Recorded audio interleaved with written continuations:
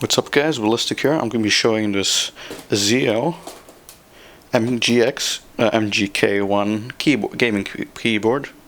It is Kali Blues. I'll be showing you that.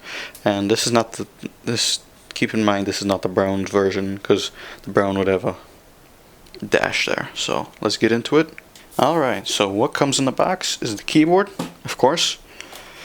A handy dandy wrist, which I use a lot, and a keycap puller, of course. It's nice looking. Okay, so let's get into keyboard. So, like I said, these are Kali Blues, and it will serve you good. They're not the browns, they're really loud. I don't mind that though. The cable here is really nice and braided. I don't know if the focus is off. Really nice cable. And it comes gold plated if you're interested in that type of stuff.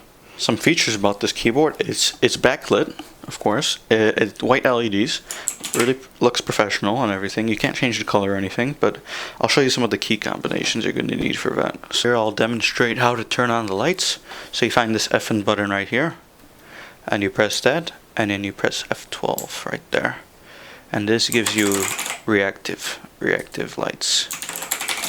Really cool feature for a keyboard that's not too heavily priced. F12 again turns on your lights. It looks kind of bluish in this down there, but it's actually not. It's actually clear white LED, just like every single key here. I'm going to press F12 and F10 to put the LED dimmer, and F11 to make it brighter. The finish here, you can see, is really nice. It's kind of this polished gunmetal kind of color, really gray, nice. And going back to the side of it, the keyboard, you got this red accent going along the whole entire thing, and even to the back side. You got your volume rocker up here, and you get your mute button. There's num lock, caps lock, and LEDs or something like that it's on. And of course, how can you forget the most important thing about the keyboard? Well, not really, but I use this a lot, is the wrist stand. It's kind of like this plasticky feeling. It doesn't seem too cheap. It doesn't seem too expensive either. It's not polished. It kind of, I don't know how to describe it. It kind of feels like that. To apply the wrist stand, all you gotta do is go like this, and you gotta lift up the keyboard a little bit, of course, and push it in, and you got it in, just like that. And you got your, of course, you got your stands. I usually have it down because it's easier to type with. Other than that, let's get to the light show.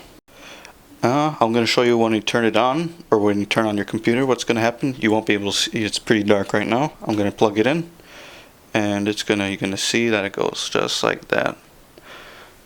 And it lights up. This is how it looks like when you turn it on, the keyboard. It kind of lights up like that. Really nice looking. It blinks a couple times. And this is the keyboard turned on. I don't know, I was trying to get it on earlier, but didn't want to seem to work. I know some people want to hear a typing test, so we're going to do something.